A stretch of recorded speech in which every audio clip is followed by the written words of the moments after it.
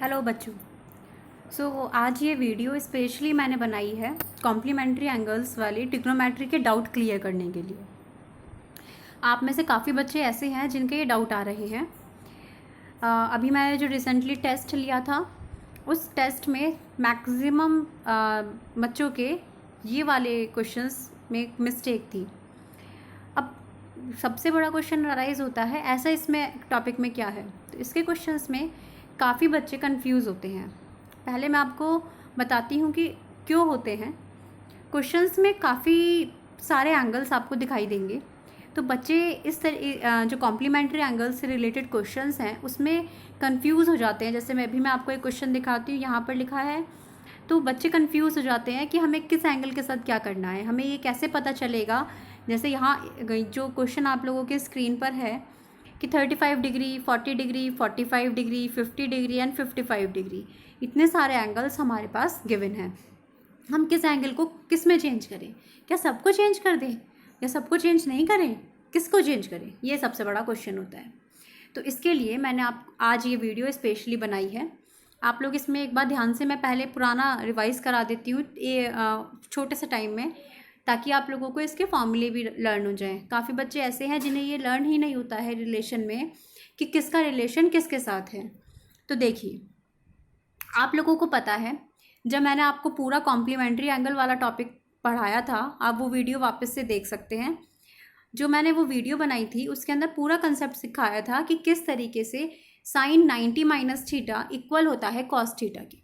यहाँ सिर्फ मैं बताऊंगी कि कौन सा ट्रिग्नोमेट्रिक रेशियो किसके साथ रिलेटेड है। पूरा जो उसका पीछे का लॉजिक है, कंसेप्ट है, वो मैं आप लोगों को नहीं बताने वाली हूँ। तो यहाँ पर देखिए, आप लोगों को ये लर्न करके रखना है कि साइन थीटा किसके साथ होता है रिलेटेड। साइन थीटा होता है कॉस थीटा के साथ। ये आपको लर्न करना है कि साइन हमेशा किसके साथ रिलेशन रखेगा। जब भी हम कॉम्प्लीमेंट्री या पूरक कोण की बात करेंगे तो साइन थीटा हमेशा किसके साथ रिलेटेड होगा? कॉस थीटा के साथ। कॉस थीटा किसके साथ होगा? साइन के साथ। इसका मतलब साइन कॉस के साथ, कॉस साइन के साथ। जैसा मैंने यहाँ लिख भी दिया है, आप ये ट्रिक याद कीजिए कि कॉम्प्लीमेंट्री एंगल की हम जब भी बात करेंगे तो साइन थीटा किसके साथ रिलेशन में आएगा? कॉस थीटा के साथ, और कॉस थीटा साइन थीटा के साथ। सिमिलरली टेन थीटा रिलेशन में आता है कॉट थीटा के साथ, और कॉट थीटा किस में चेंज होगा? Tan theta. इसका मतलब इन दोनों का आपस में रिलेशन होगा। एंड कॉसेक थीटा और सेक थीटा आपस में इंटर रिलेटेड है। इसका मतलब अगर कॉसेक 90 माइनस थीटा को मैं चेंज करती हूँ तो वो चेंज होगा सेक थीटा में, और सेक 90 माइनस थीटा को अगर मैं चेंज करती हूँ तो वो चेंज होगा कॉसेक थीटा में। ठीक है, एक पॉइंट तो ये जो आप लोगों को लर्न करना है कि कौन किस में चेंज होगा। अब कुछ बच्चे कंफ्यूज हो जाते हैं कि ये कैसे लर्न करें कि भाई कौन किस में चेंज होगा। तो उसके लिए एक और ट्रिक है, आप एक बार ध्यान से सुनिएगा। आपको मैंने ये ट्रिक तो बताई थी कि किस तरीके से हम याद करते हैं साइन थीटा किसके इक्वल है। Sine theta is equal to perpendicular over hypotenuse, मतलब लंब बटे कर्ण। तो इसकी ये ट्रिक थी लाल बटे का, LAL over KKA। L over K मतलब लंब बटे कर्ण। अब लंब बटे कर्ण मतलब किसके इक्वल होता है? Sine theta. अब आप मान लीजिए आपके पास साइन 90 माइनस थीटा आया। अब आप सोच रहे हैं मैं कैसे याद करूं, मुझे नहीं याद है साइन किसके साथ रिलेटेड था। ओ, साइन रिलेटेड था टेन थीटा के साथ, नहीं, शायद कॉसेक थीटा के साथ। को तो उसमें था, पर को में कॉस था, कॉट था, कॉसेक था। ओहो, ये तो बहुत ज़्यादा बड़ा कन्फ्यूजन हो गया। अब पूरा रिलेशन सॉल्व करने लगेंगे तो उससे अच्छा एक ट्रिक है, आप याद रखिएगा। जब भी एक ट्रिग्नोमेट्रिक रेशियो दूसरे में चेंज होगा कॉम्प्लीमेंट्री एंगल वाले कंसेप्ट में, तो आप जैसे यहाँ पर मैंने यूज़ किया साइन, आप चेंज कर रहे हैं साइन 90 माइनस थीटा को। ठीक है, जब भी मैं साइन 90 माइनस थीटा को चेंज करूँगी तो यहाँ मुझे ये देखना है किस चीज़ को मैं चेंज कर रही हूँ? साइन को। ट्रिग्नोमेट्रिक रेशियो है साइन, तो साइन किसके इक्वल होता है? लाल बटे का। L बटे के मतलब लंब बटे कर्ण। आप अपने जब भी कॉम्प्लीमेंट्री एंगल वाले फॉर्मूले लर्न करेंगे उसमें ये ध्यान रखिएगा कि लंब हमेशा आधार में बदलेगा और आधार हमेशा लंब में बदलेगा। इसका मतलब क्या है? देखिए, साइन इक्वल होता है लंब बटे कर्ण के, परपेंडिकुलर ओवर हाइपोटेनस के। परपेंडिकुलर बेस में चेंज होगा, बेस परपेंडिकुलर में चेंज होगा। सो जहाँ पर भी ल है, मैं इस L ओवर K की जगह, जहाँ पर भी लंब है उसकी जगह मैं लिख देती हूँ आधार, और कर्ण का मुझे कुछ नहीं करना है, ठीक है, ये मुझे चेंज करना है। इसका मतलब एल ओवर के को मैं क्या लिखूंगी, ए ओवर के। अब क्वेश्चन आता है ए ओवर के क्या, तो सोचिए ए ओवर के का मीनिंग क्या बनता है, आधार बटे कर्ण। आधार क्या है, कॉस। आधार बटे कर्ण किसके इक्वल होता है, कॉस थीटा। इसका मतलब ये साइन 90 माइनस थीटा किस में चेंज होगा, ये तो मुझे इजीली समझ में आ गया, साइन चेंज होगा कॉस में, ठीक है। क्यों, क्योंकि मुझे सिर्फ इतना कंसेप्ट याद रखना है कि लंब को बदल दो आधार में, बाकी किसी का कुछ नहीं करना। और अगर आधार है तो आधार को बदल दो लंब में। एक और एग्जाम्पल मैं आपको दिखाती हूँ इसका। मान लीजिए आपने ये लिया 10 90 माइनस थीटा। राइटिंग पर मत जाइएगा बेटा, क्योंकि फ़ोन से फिंगर से लिखने में थोड़ी सी दिक्कत आती है, तो राइटिंग बहुत क्लियर नहीं होती है। ओके, सो 10 90 माइनस थीटा। अब भूल गए 10 किस में चेंज होता था, सेक में, कॉट में, किस में होता था, बिग कन्फ्यूजन, जो मैंने टेस्ट में बच्चों का देखा भी है। ज़्यादातर बच्चों को ये कन्फ्यूजन है कि क्या किस में चेंज होगा। तो हम अपना लॉजिक लगाते हैं, जो हमारा ट्रिक है, ट्रिक लगाते हैं। ट्रिक है जहाँ पर भी लंब है उसे बदल दो किस में, आधार में, और आधार को बदल दो किस में, लंब में, ठीक है। ये समझ में आया। इसका मतलब लंब को बदल दो आधार में और आधार को बदल दो लंब में, इन दोनों का इंटरचेंज मुझे करना है। तो मैं देखती हूँ मेरा tan थीटा किसके इक्वल होता है, tan थीटा इज लंब बटे आधार, लंब बटे आधार।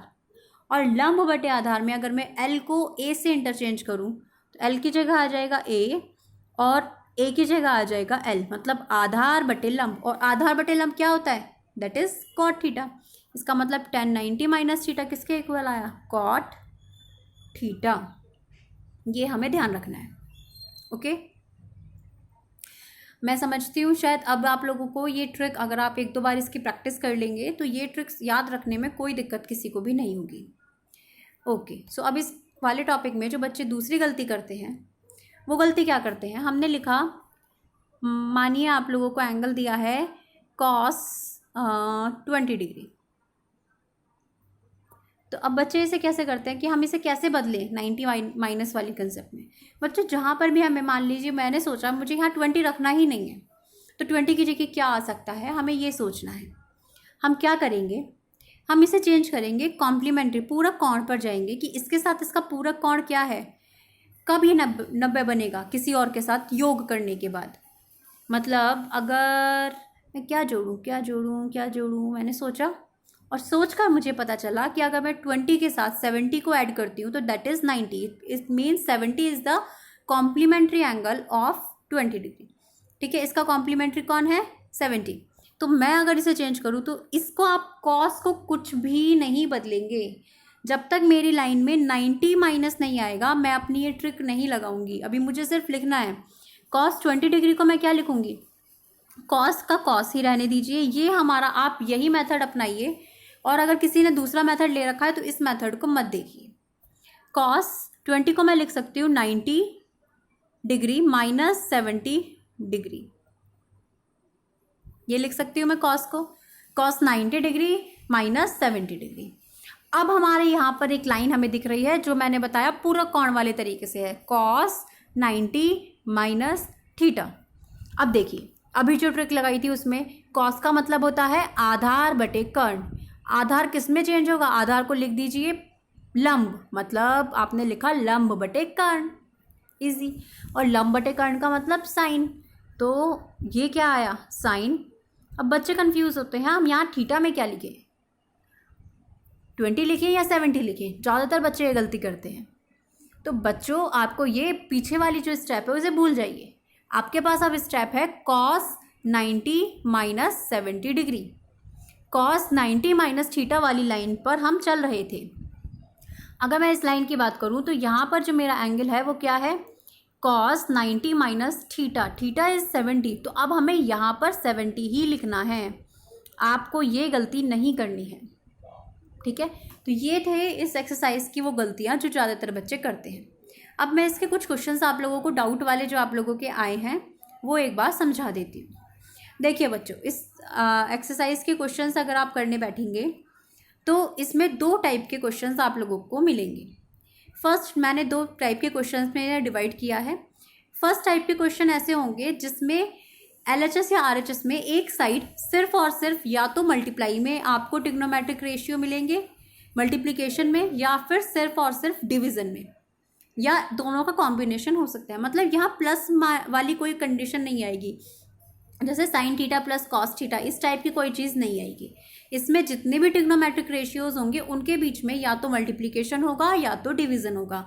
जैसे आपका क्वेश्चन नंबर 1, यहाँ LHS अगर आप देखेंगे तो LHS में आपके पास कितनी टर्म्स हैं, 1035, 1040, 1045, 1050